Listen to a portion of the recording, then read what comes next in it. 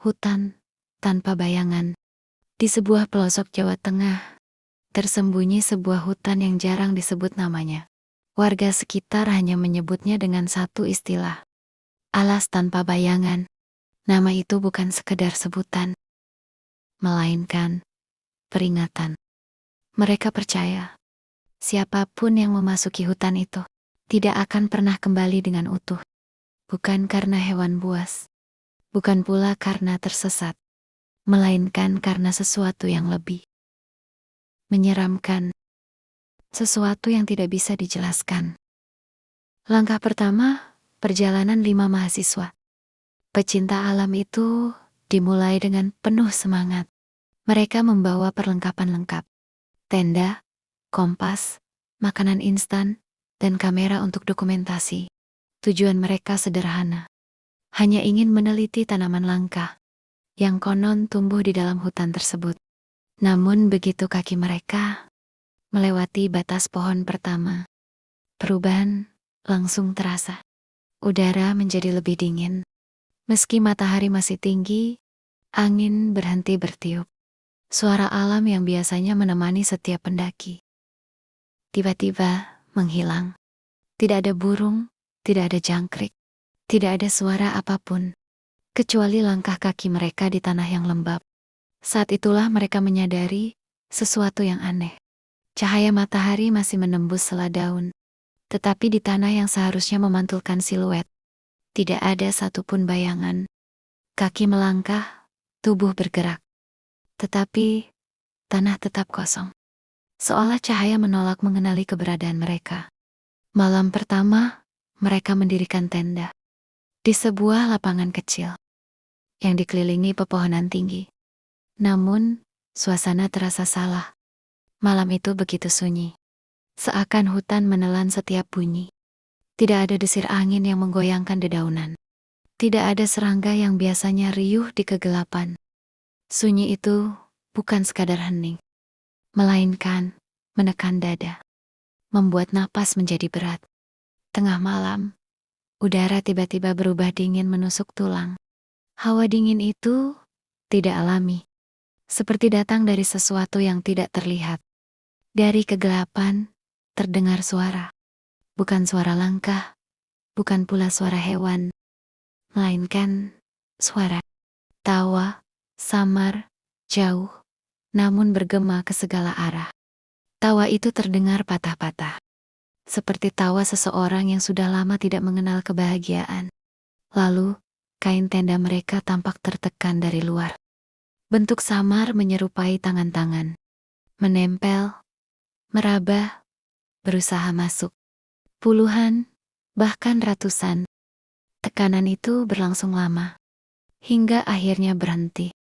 Ketika lampu dinyalakan, tak ada siapa-siapa di luar. Hanya pepohonan gelap yang berdiri kaku, menatap seolah menjadi saksi. Hilangnya bayangan. Pagi telah datang, namun cahaya tidak membawa ketenangan. Salah satu dari mereka tampak lemah. Wajahnya pucat, matanya kosong, tubuhnya gemetar. Ia berjalan gontai, seakan sebagian dari dirinya sudah hilang. Saat mereka kembali memeriksa, kengerian semakin nyata. Dari kelima orang itu, hanya 4 yang masih memiliki bayangan samar di tanah. Satu tubuh berjalan tanpa bayangan, benar-benar tanpa jejak gelap di bawah kakinya. Seolah ia bukan lagi manusia utuh. Hari-hari berikutnya, hal itu terulang. Satu persatu bayangan menghilang. Awalnya samar, memudar perlahan, hingga akhirnya lenyap total. Tubuh yang kehilangan bayangan semakin lemah. Matanya kosong, dan raut wajahnya membeku tanpa ekspresi. Seperti boneka hidup yang kehilangan jiwa. Mereka mencoba mencari jalan keluar. Namun setiap jalur yang dipilih selalu membawa kembali ke tempat yang sama. Sebuah pohon hitam raksasa. Batangnya tebal dan tinggi menjulang. Kulit kayunya berwarna legam, seolah terbakar. Akar-akarnya menjuntai panjang seperti jari-jari tangan raksasa. Di sekeliling batang, terdapat ukiran-ukiran aneh. simbol asing yang tak bisa mereka pahami.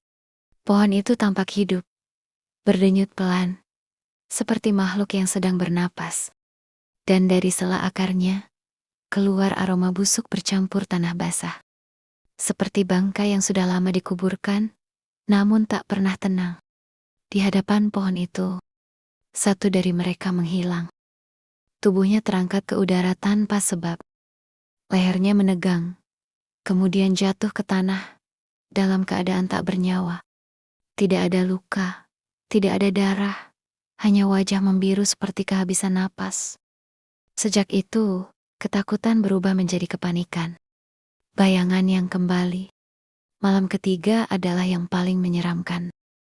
Langit tidak menampakkan bulan maupun bintang. Gelapnya begitu pekat, seolah menelan segalanya.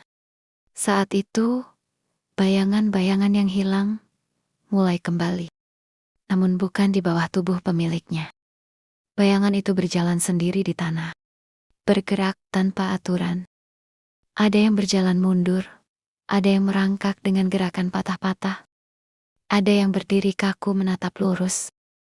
Bayangan-bayangan itu mendekat, perlahan. Semakin lama semakin dekat. Tubuh-tubuh manusia di atasnya ketakutan. Tubuh mereka lelah, perbekalan habis. Pikiran telah kacau.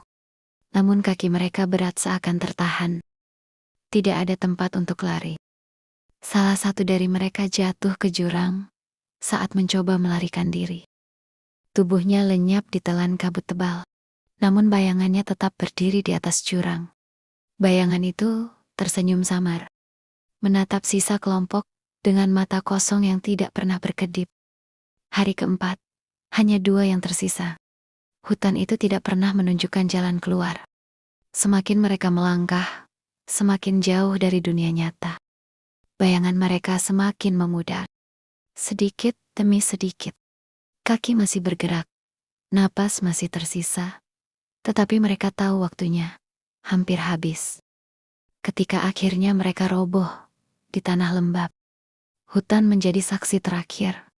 Bayangan yang tersisa menoleh, lalu perlahan meninggalkan tubuh pemiliknya.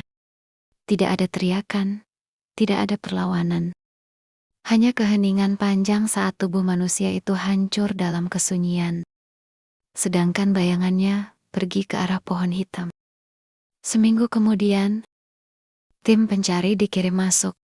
Mereka menemukan tenda yang masih rapi. Peralatan masih lengkap, kamera masih ada. Namun tidak ada satupun jasad. Tidak ada tanda perlawanan. Seakan kelima mahasiswa itu menghilang begitu saja. Di sebuah batu besar di tepi hutan, mereka menemukan sesuatu yang tidak bisa dijelaskan. 5 bayangan manusia. Hitam pekat, tepat di permukaan batu. Bentuknya jelas, dengan posisi berbeda-beda, seolah dibakar hingga melekat. Tidak ada tubuh, tidak ada nyawa, hanya bayangan. Dan sejak hari itu, hutan itu benar-benar terlarang. Alas tanpa bayangan menunggu mangsa berikutnya. Siapapun yang berani masuk. Tidak hanya tersesat, tetapi juga kehilangan keberadaan dirinya sendiri. Hingga yang tersisa, hanyalah bayangan abadi di tanah yang tidak mengenal waktu. Lampu sudah redup, kisah sudah tamat. Tapi, bayangan masih mengikuti. Tekan subscribe, beri like, dan bagikan cerita ini. Agar kau tak tertinggal di dunia kegelapan berikutnya, dan ceritakan di kolom komentar. Apa kamu percaya dengan kisah ini?